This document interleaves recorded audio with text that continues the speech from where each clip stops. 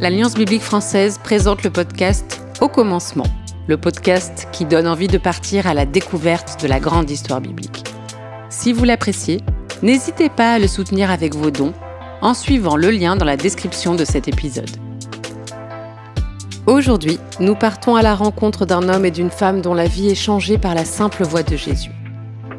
Comment quelques mots peuvent-ils bouleverser à ce point nos existences ? Quand la parole est source de guérison, c'est tout notre être intérieur qui s'en retrouve renouvelé. À bon entendeur.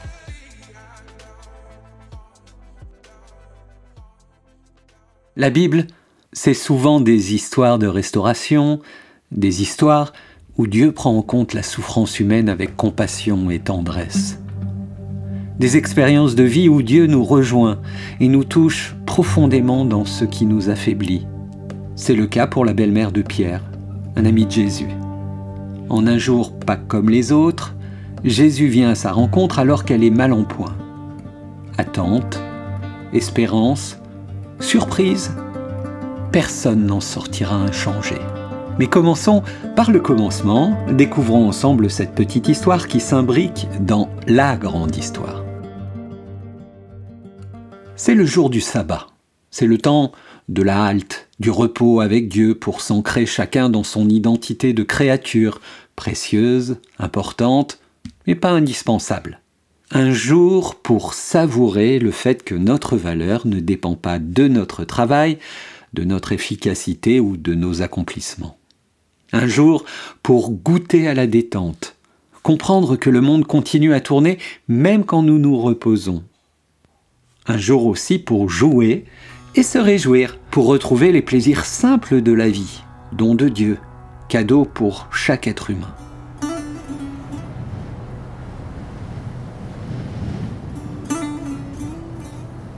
Jésus marche le long de la route poussiéreuse, accompagné de 4 amis qui sont chez eux dans cette ville de Capernaum, petite ville au bord du lac de Galilée au nord de la Palestine, centre commercial important de la région et lieu de rencontres multicolores entre différentes cultures.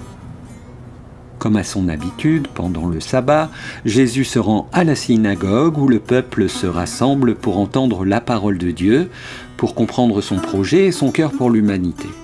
Il tente alors de transmettre son amour et sa justice et encourage chacun à continuer à chercher ses voies ensemble.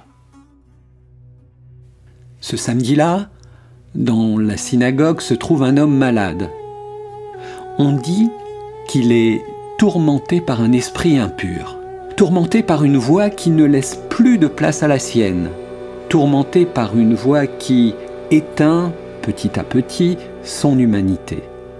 Et ça ne passe pas inaperçu. Les cris stridents de cet homme agité par la haine et la peur de cette voix qui le torture sont audibles par chacune des personnes présentes. À la vue de Jésus, se fait entendre cette interpellation. « Que nous veux-tu, Jésus de Nazareth? Es-tu venu pour nous détruire? Je sais bien qui tu es, celui qui est saint, envoyé par Dieu. » Mais Jésus ne se laisse pas impressionner. Il ne recule pas devant cette provocation menaçante. À la voix du démon, il oppose sa propre voix, celle du Fils de Dieu venu rejoindre les hommes, les femmes, les enfants dans leur misère en devenant l'un d'eux. Après la voix du démon remplie d'une force de destruction inouïe, c'est une autre voix, créatrice, chargée d'autorité et libératrice, qui se fait entendre aux oreilles de tous dans la synagogue. « Tais-toi et sors de cet homme. » Personne ne peut résister à sa parole. Le démon n'a pas d'autre choix que d'obéir immédiatement. Mais en signe de protestation, il secoue violemment sa victime dont il avait fait sa demeure et pousse un dernier grand cri. L'homme tourmenté est jeté à terre sans pourtant se faire du mal. Les personnes présentes se regardent les unes les autres, saisies d'étonnement. L'autorité de Jésus, qui avait déjà marqué les auditeurs lors de son enseignement, qualifié de « nouveau », les saisit encore une fois. Voici un homme qui enseigne comme personne ne les a jamais enseignés. Un homme dont les paroles vont droit au cœur, lui qui semble les connaître sans pourtant les juger. Un homme dont la simple voix est assez forte pour libérer d'un démon, dont les mots guérissent et font exister ce qui n'existait pas. Un homme plus fort que les puissances du mal.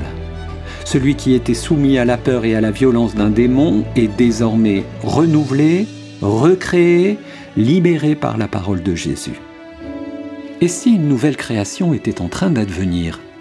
Et si Jésus et sa parole annonçaient des choses nouvelles, l'accomplissement de promesses? Comme une traînée de poudre, la renommée de Jésus se répand. D'abord dans cette région, à Capharnaüm, avant même Jérusalem, qui est pourtant le centre politique et religieux. Mais cette soif d'un renouveau dépasse les frontières et Jésus n'a pas dit son dernier mot. C'est peu dire que la matinée a été intense. Un peu de repos en perspective? Pas vraiment. Jésus et ses 4 amis, Jacques, Jean, Pierre et André, quittent la synagogue pour se rendre directement à la maison de ces derniers. Ce lieu deviendra un véritable pied-à-terre pour Jésus et ses disciples lors de son ministère itinérant. Après l'agitation du lieu de culte, un calme pesant les accueille à la maison. Quel contraste frappant! En ce jour de sabbat, une autre personne, malade, languissant après un peu de fraîcheur, attend la rencontre de Jésus. La belle-mère de Pierre, celle dont on ne connaît pas le prénom, est alitée, souffrante d'une forte fièvre. Cela n'augure rien de bon. Va-t-elle mourir? Cette question est comme sculptée sur le visage de sa fille, la femme de Pierre, qui la soigne fidèlement, avec tout le dévouement qui est en elle. À l'inquiétude palpable partout dans la maison se mêle l'espoir que Jésus puisse agir et guérir. En effet, dans ce début de ministère de Jésus, les disciples ont déjà eu l'occasion de voir que Jésus sait changer une situation de vie du tout au tout. À peine 1 heure auparavant, ils viennent d'être témoins de l'autorité extraordinaire de Jésus qu'il utilise non pas pour asservir, mais pour relever et pour libérer.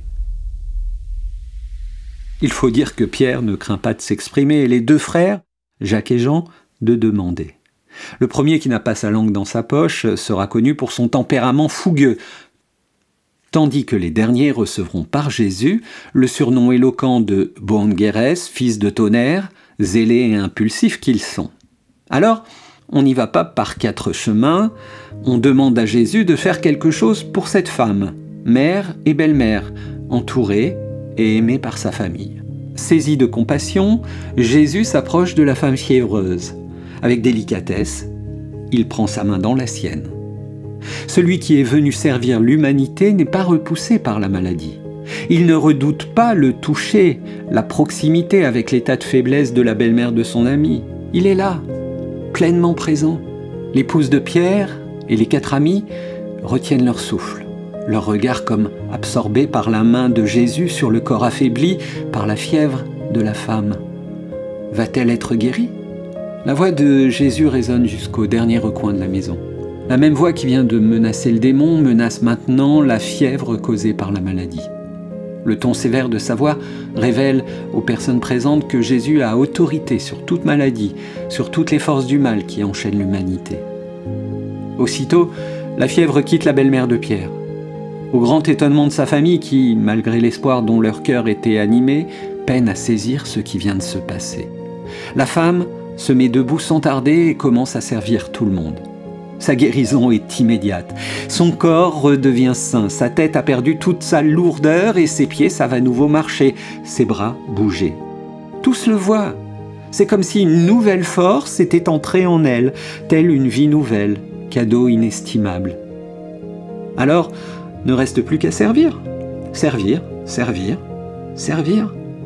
Servir son libérateur, le remercier du mieux qu'elle peut, servir les membres de sa famille aussi.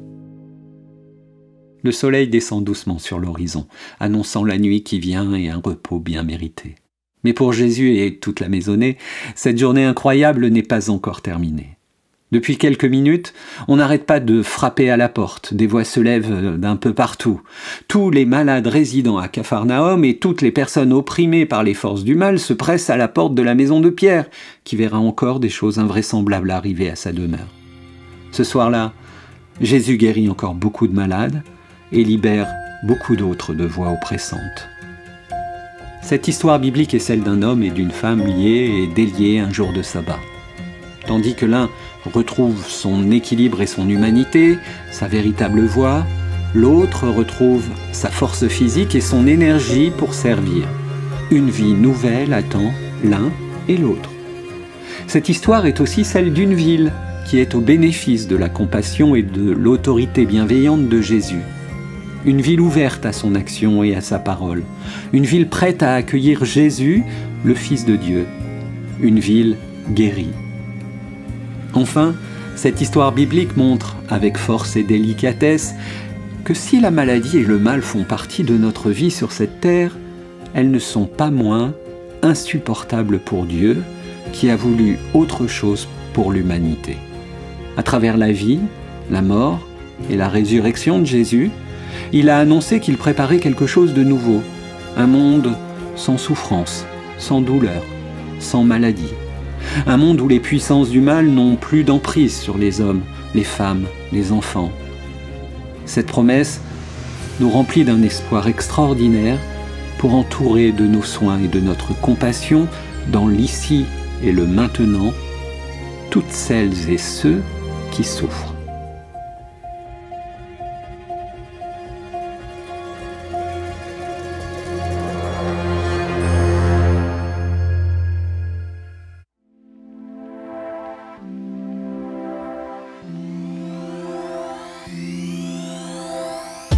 L'Alliance biblique française espère que cet épisode vous a inspiré.